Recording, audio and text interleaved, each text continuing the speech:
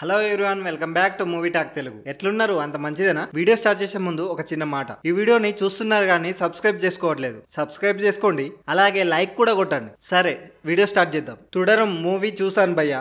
చూసినాక నా ఫీలింగ్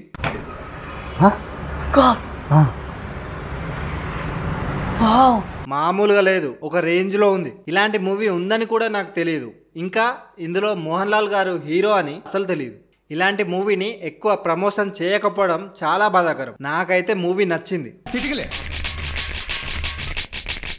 అసలే ఈ మధ్య అన్ని రాడ్ మూవీస్ వస్తున్నాయి అనుకున్నా, కానీ ఈ మూవీ చూసాక నాకు ఆ ఫీలింగ్ పోయింది. వీడేంట్రా ఇంతగానం చెప్తున్నాడు అనుకుంటున్నారా?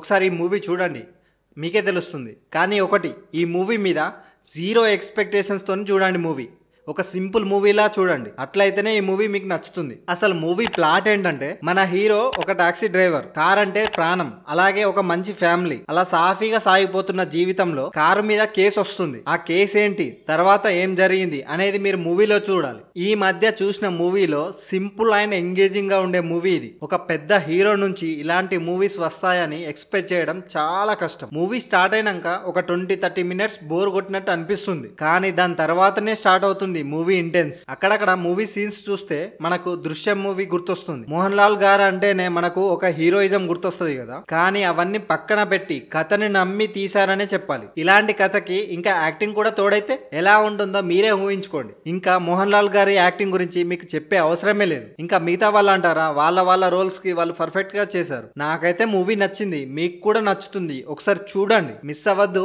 ఆల్రెడీ మీరు మూవీ చూసుంటే ఎలా ఉందో కమెంట్ చేయండి. ఈ వీడియో మీకు నచ్చితే లైక్ చేయండి. ఇలాంటి మంచి మూవీస్ మన ఛానల్లో వస్తూ ఉంటాయి, కాబట్టి మిస్ అవ్వద్దు అనుకుంటే మన ఛానల్ని సబ్స్క్రైబ్ చేసుకోండి. Thank you.